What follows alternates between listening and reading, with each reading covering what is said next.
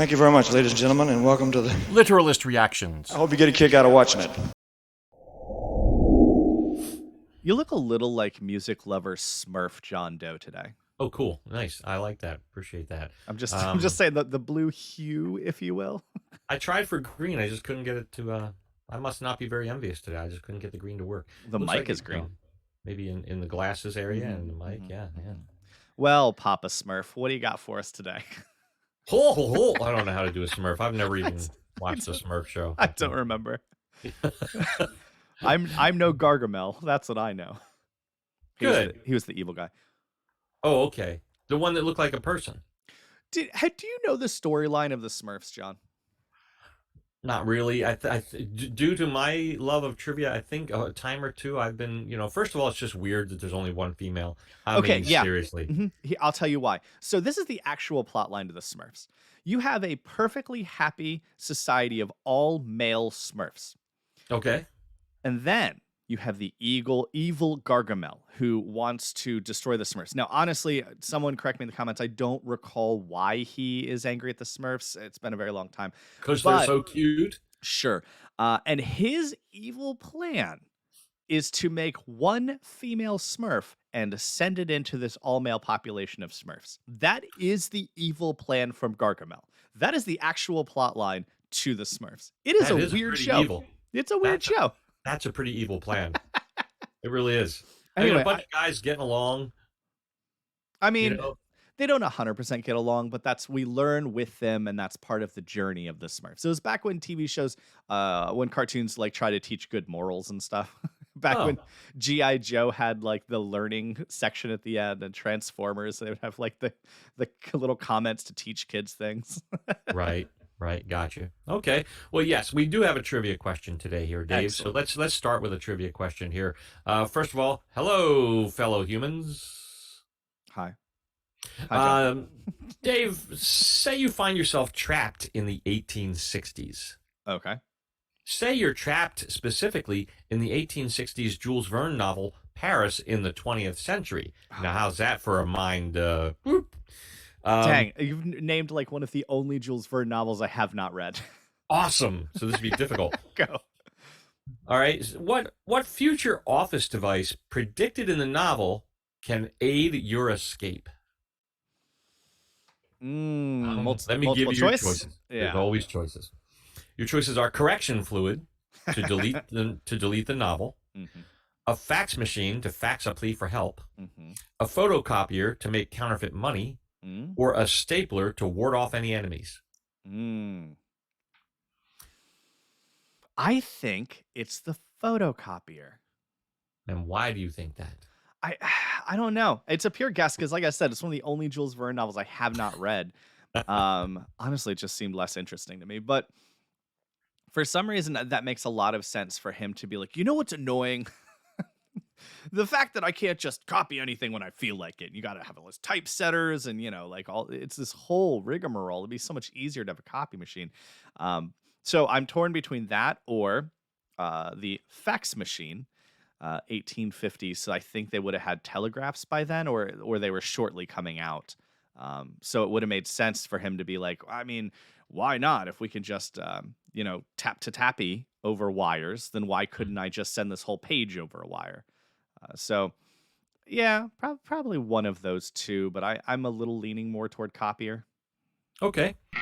Well, Jules Verne predicted fax machines in his novel Paris in the 20th Century. It was a rather novel idea. That was dumb, and I liked it. Yeah, so there you go. It's the fax machine that he predicted. How about that, huh?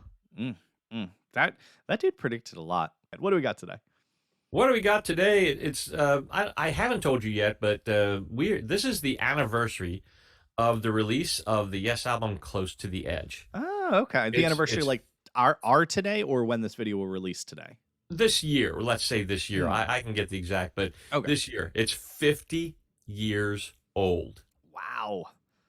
Isn't that amazing? That sucker left diapers and then now is heading back. Exactly. It's got one foot. No, it doesn't have one foot. Anyway, So the Yes people and the Rush people and the rest of the fellow humans of all the Yes songs, they're clamoring for you to get to the album side close to the edge. However, baby steps being what they are, I think we've taken you a long way into the deeper, longer cuts that are more like classical movements and pieces.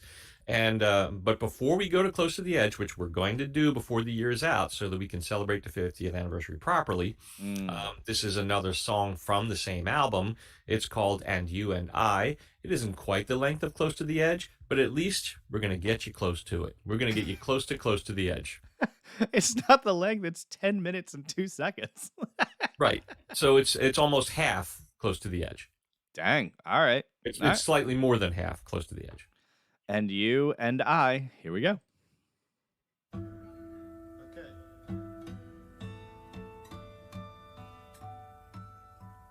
We're tuning. That was Steve Howe.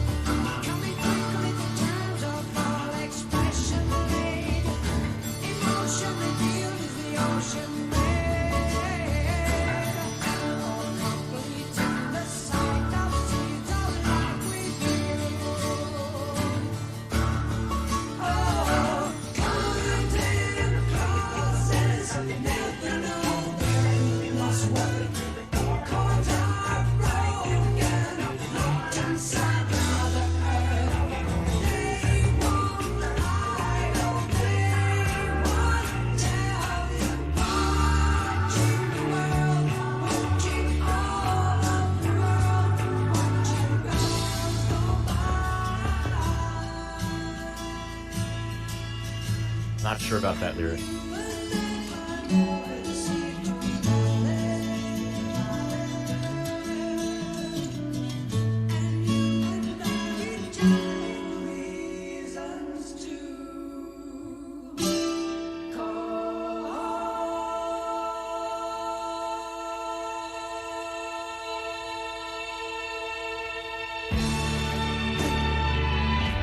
All right, before we get into this instrumental.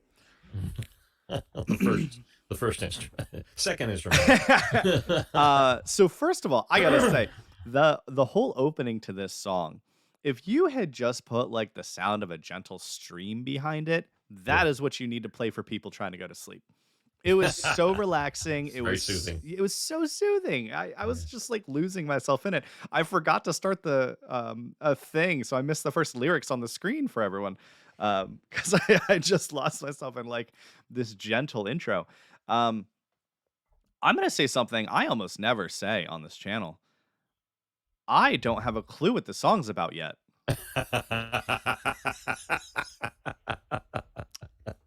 Not a single idea. No. Okay. I got nothing. I'm enjoying it. I don't mean that as a bad thing, but Right. I got nothing. So let's keep going.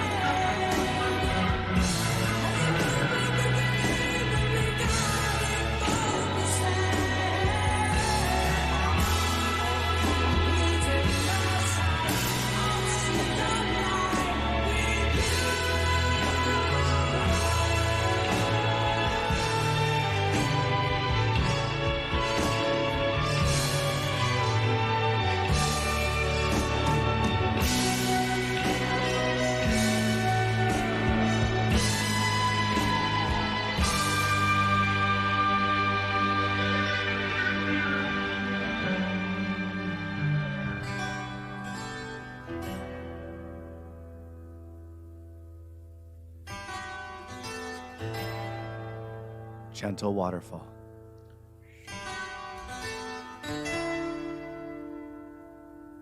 They'll do that close to the edge. That's what's funny.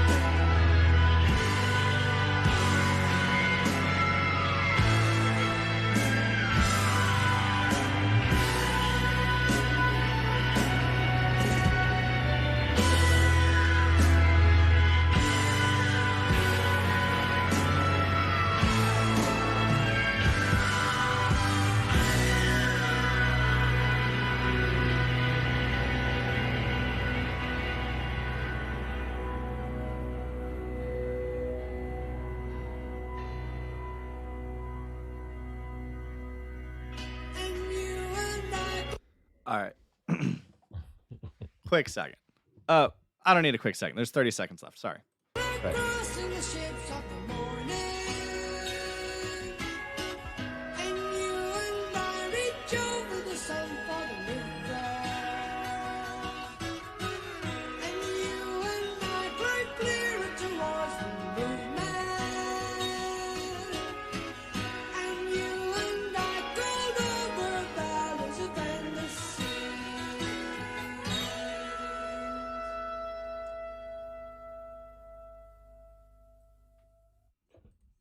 All right.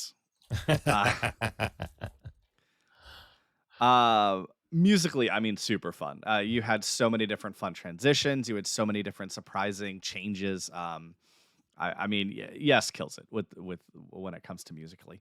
Um, I stand by what I said. I think you should cut together all of those guitar pieces and put some gentle stream behind it. It's throw that on a sleep app and you got gold. Well, you actually probably just described a handful of Steve Howe solo albums. So I wouldn't be surprised at all. I don't know if it's this very interesting. It's called fermented pear tea. It's from South Korea. It's delightful. I can't describe the flavor, but I don't know if it's this or the lyrics. They're just wackadoodles. So I think that I pulled them up here just a reference because first of all, 10-minute long song. That was a lot of lyrics. My theory, John, yes. and I hope you have the answer to what this is actually about because I'm very curious. My theory is that this song is generally referencing humanity's push to be one. Like we're already sort of a one because we're humans, like that is just a thing we are. We all live on the same planet. Mhm. And so like there is a sense of we are part of this planet because we are. Without it, we literally die. I always find that weird when people don't care about like climate change or something. Like, do you understand? You can't just go somewhere else. Like, this is it, guys. Right. It's a weird disconnect to me to not care about things like pollution or why am I blanking on the term for littering? Littering. I was blanking on the term for Oh. when you throw trash on the ground. What a Okay. weird word to forget. Just So- picture that Indian on the side of the road with a tear in his eye. The single tear. Yeah. So Native American. Sorry. so when it comes to this song, I think that it's mostly about that, the shared human experience. And then I had a like minor glimmer of that in the beginning, and then but I was not even slightly thinking it's true. And then as we got to the very end, when he started talking about meeting people on the road and how your life tempo changes for sure, but in the end, we'll all agree, we'll all accept, we'll all immortalize. Like the truth of the man maturing in his eyes. It's at the end of the day, we're all complete in the sight of seeds of life within you. Like we are all just here, and we may argue during this life politically. The song even references it, or whatever else. But at the end of the day, like why are we fighting? None of this stuff matters. Like we're all just on a tiny little marble in the insane vastness of the universe, and this is all we got. So what are we fighting about? Like your problems, for the most part, are so inconsequential when you take 2 seconds to step back and actually think about them. Like you sit in traffic or you whatever else it is, like most of the time, our problems that we get the most instantly reactionarily angry at don't matter at all. And it's hard to see that. So I would like to think that that's what this song is about. However, I'd also like to know what it's actually about. Well, Dave, as I've said about Yes lyrics, and I think most Yes pundits agree, Yes lyrics to try and and pull them together to a single meaning like a story is very rare. Not too long ago we did, the song about Roanne forming, his wife, or an artist forming his wife Ran out of clay. Oh yeah, and You we know, both disagreed on the meaning of those lyrics, and I think we're both right. Is honest. exactly. That's a prime example of that it's jump ball when it comes to Mhm. whoever jumps highest and loudest or whatever gets the ball. There it's jump ball with these lyrics. Mhm. John Anderson has said repeatedly, "I sing the words that come to mind when I hear the music, and Mm. sometimes they just don't make sense." Mhm. Well, I'm gonna Okay. make him try. I don't care. I don't care what you say, actual writer of this song. I will It bring is. meaning to your lyrics. There's a couple unique things about this song. I don't know if you noticed. I just asked you off the air. Mhm. What's the first word to the Leonard song? Give me three steps. Give me 3 steps. Right, which is what you said. Was it that one, or no? It was Sweet Home No, Alabama. Sweet it Home was Sweet Home Alabama. Alabama, and for some reason, my brain started it in the chorus, Sweet Right. Home Alabama, but it's not. It's a big old wheel keeps on turning. Yes. Yeah. So it's big. Anyway, this song is one of the very few in the history of music that begins with the word "and." Mm, And it's all interesting. because John just felt it sounded better being sung that way. Okay, so that's just Okay. another example. Now, in interviews, people have asked John, "Who is the I you're referring to, and you and I?" And John's answer is generally either everyone, Mhm. the collective, or God. The and you and I could be any of those things. It's up to Mm. you. I feel like Yes lyrics are like art, like modern art where they say, "Well, what does it mean to you?" Right. Yeah, kind of like that. If you ask Rick Wakeman, he said it has different movements. It starts with the chord of life, then eclipse, then the preacher and the teacher, and ends with the apocalypse, which is 45 seconds long. Pretty cool. Um, It's just like the real apocalypse. It's going to be right. 45 seconds 45 long. seconds long. It's done. In and out. It's a good So apocalypse. Wakeman says the four movements that go well into each other. The object was having a piece of music that was everything Yes critics hated us for and Yes fans loved us for, which is emotion. Yeah. Like you always say, good music is passion. And Yeah. I like you can definitely hear that throughout this piece. And I mean, I was even referencing that. I could feel the emotion and just the calm that Mm. comes with some of those pieces. And then you suddenly had the jarring move into the I don't know, want to call it harder rock pieces, but you know what I mean? Like certainly Yeah. not a calm acoustic piece. Sure. And every time there was a transition, I would get goosebumps all over my body, because Hmm. this is a true Yes classic. This is a true fan favorite song Mm. that was done at almost every one of their concerts. This is a repeated song, and it just brings up so much emotion, sometimes to the point of tears for me. That I don't need to know what it's about. I have a feeling of it. Hmm. Does that make sense? Well, it seems like you and and our wonderful lyricist here feel the same about it. That you don't need to know what the lyrics are about. The feeling Right. the music gives you is the point, and he's gonna sing because that's what he does. He's the singer of the group. Sure. But what he sings has less to do with having meaning than having really enjoining what he's hearing. Like that's what he's doing lyrically. He's just trying to join what he's feeling and hearing from the music, less so trying to force a meaning into it. Whereas I think Rush, as the counterpoint, often has just fantastic like meaning behind their lyrics and good music. I love how you just accidentally made a Rush reference inside to talk about Rush. This Okay. is Yes.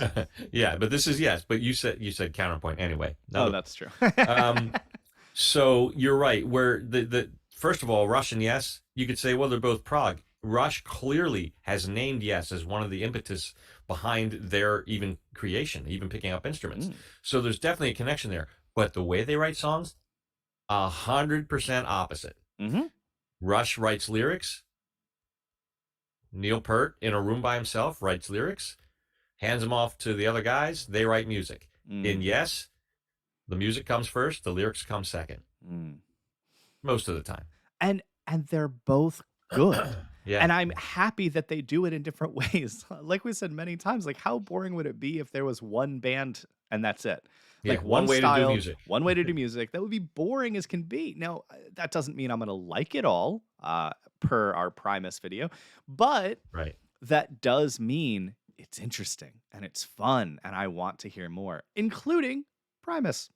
I do want to hear another Primus song. Like it's so weird to me. It was not my favorite, but it was interesting and strange and different, and I like experiencing anything new. So Yeah. Where do we get to Buckethead? Oh, never mind. So is this a playlist entry for you there, Dave? this one right here is a yes, but it's going on my rainy day playlist. Gotcha. It's got a great mood to it, and I Mhm. don't disagree with that assessment. I think this song would be better if heard on a rainy day with the pitter patter of rain outside your windows. Yes. And it just fits. It fits that mood and that vibe to me personally, just to a T. Awesome. Well, we're close to the edge, Dave. I know you're getting excited. I don't know enough about this to get excited, but like I'm just excited to keep enjoying it. Well, when we do it, I'm going to ask you to light a few candles to make it darker in your room. I want all electronic light to be dimmed. I want you to pull the curtains, light some candles, put them behind you on the dresser there, put one on top of your dog's head, and a couple there in front of you, so that we can get the ambient light from that, and be prepared for 18 minutes of wah. All right, now I feel like I got to put goth makeup on or something. No goth. No. Perhaps a glass of wine ahead of time would help. Oh, and during.